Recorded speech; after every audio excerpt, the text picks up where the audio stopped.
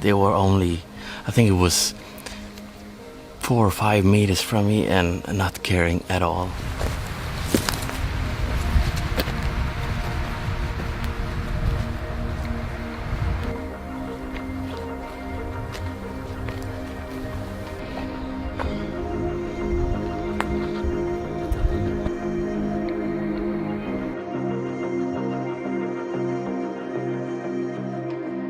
Back in the forest where I like to be, and this time I'm going to a pine forest there to hopefully find the gold crest.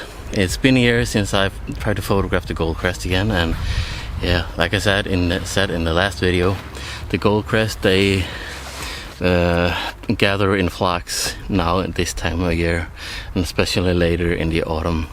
So hopefully they are around in this forest. They like the pine trees where they can find insects between the pine needles. So yeah, hopefully there will be some birds.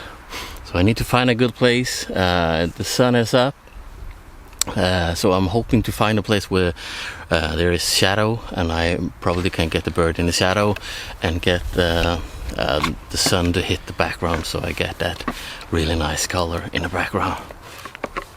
I'm in a chair blind now, and I hear some birds, but not a lot. I got a few minutes with some goldcrest in a small tree right in front of me, but there's not a lot of birds. I'm guessing they are probably not that big flocks yet. It's really hot inside the chair blind. The sun is baking on the outside, and yeah, so hot. I found that the best time for photographing goldcrest is actually around midday, because they are more active then. The problem is if there is sun right like it's now, you have to find a place, a tree or some place where there is shadow, so you get the bird in the shadow. Otherwise it's too hard light, and you get that hard highlight and shadows. Well, one of the big challenges when you're photographing the goldcrest is it's a really active bird and all over the place, so it's so hard to focus on the bird. So you really need to work all the time to try to catch the bird. It's maybe landed on a twig or a branch in a short second, and then you need to be ready. Or so for me, I'm already focused on some places that I hope that the bird will come and feed, and if it does, it's so much more shorter for the autofocus to catch up and for me to click to take the picture. So that is my main tricks and tips for doing the goldcrest. It's really hard to get that, and also for me to try to film it, it's really hard. That also what I'm doing is actually focus on a bird, like I'm gonna take the picture, but instead of pressing the trigger, I'm pressing the live view and the record button at the same time. So then I get the chance to maybe to film it in that little split second there. So yeah, it's not easy, but it's also good with some challenge.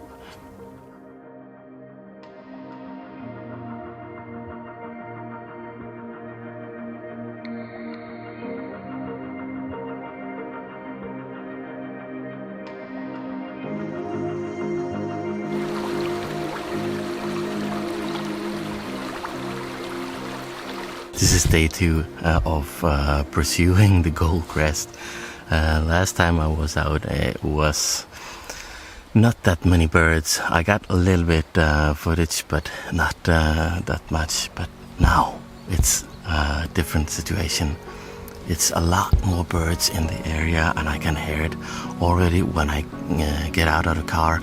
I hear the goldcrest, and this is a perfect forest with pine, as a pine forest, and that's the perfect habitat for the gold crest. So there's a lot of birds, and I found a good place for shadow. It's midday and the sun is shining really, really hard. So I'm using the like a little tree here. It's almost the same as the other place, and it's in the shadow, and the background is lighted of the sun, and that makes really, really cool pictures. So yeah, now it's just a waiting game and hope they will come past now and feed around the pine needles. This is really, really good.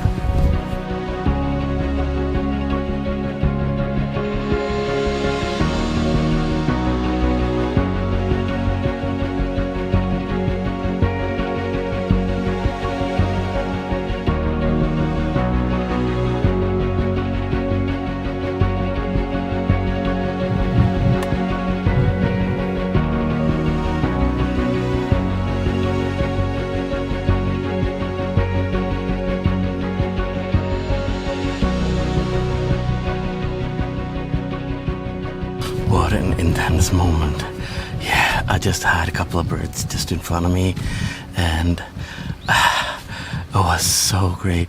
But it was so hard to film and photograph at the same time because this bird is so fast. It's so fast, and also it's in between the twigs here. So this makes it a really challenge. But since last time I photographed the gold crest last year, I think I got a little bit more experience, and yeah, but it was hard. It was really hard, but I think I got a couple of good shots, especially one place where the bird sat, and it was a really great background, and the bird in the shadow. So I had to overexpose a little bit so the bird didn't go dark, but that was so great. I love those kind of images. Oh, it's hot, so I think it's around 25, 26 degrees outside now, and but this is so cool.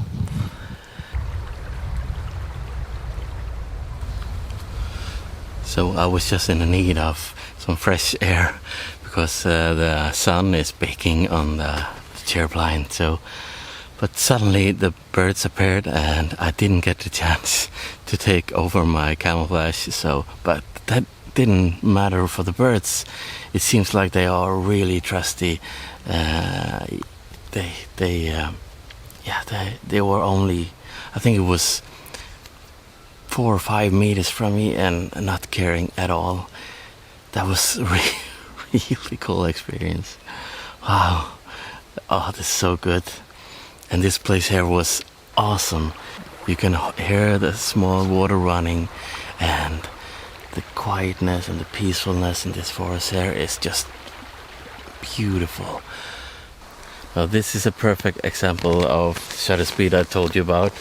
I checked out the camera and I checked out the settings of a picture that I really liked that I got today, and I saw that this actually was 160 of a second, and that is really slow for this kind of bird that is really hyperactive.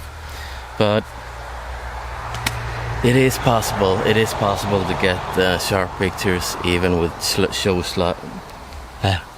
but it is actually possible to get sharp pictures with even slow shutter speed on this kind of fast birds. But you need to have a good tripod, and also I'm using the VR in the camera and holding my hands on top of this lens, and then I can get away with my vibration in the camera, and then only thing is stopping me is the speed of the bird. But I'm using a 10 frames per second. I'm a lot of bursts, so hopefully one of them is sharp, and that is actually a good example because 2 or 3 pictures I see the head is moving, and some of them are really sharp in the head. So yeah, I only need one picture that is sharp. The rest doesn't matter. But yeah, this is really good example of how to break the rules.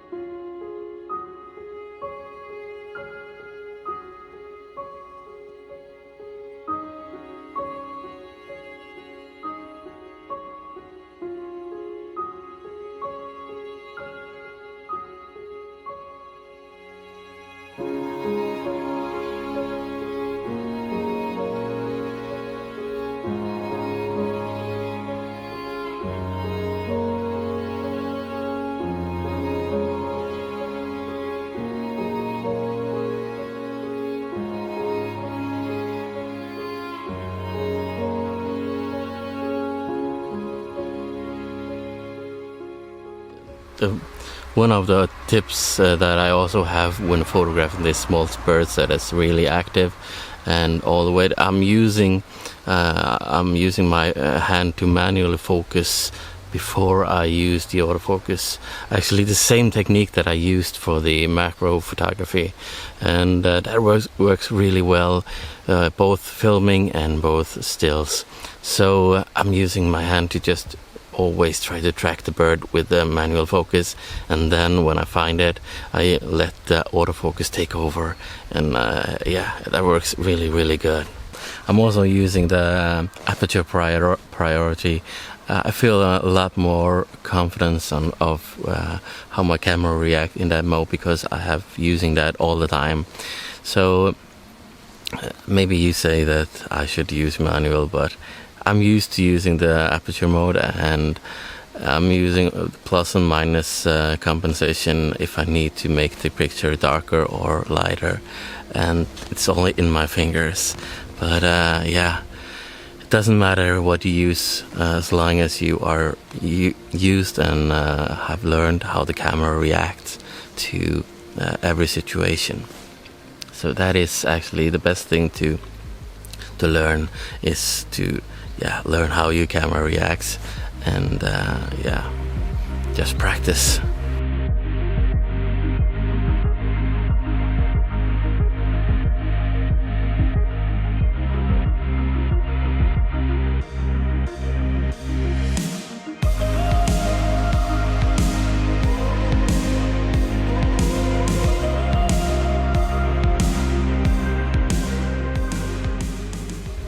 So I'm going to go home now.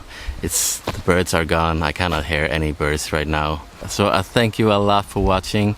Hope you enjoy it. And yeah, if you are new here, I hope you consider subscribing and hit that bell button, and you will get notification every time I upload a new video. I've been really thankful this week in here because I have crossed 10,000 subscribers, and yeah, to be honest, I did not believe that so many people want to see me going out and photograph. But it's really awesome, and yeah, I appreciate every one of you and all the kind words you are giving me. So, but until next time, I will see you guys. Bye.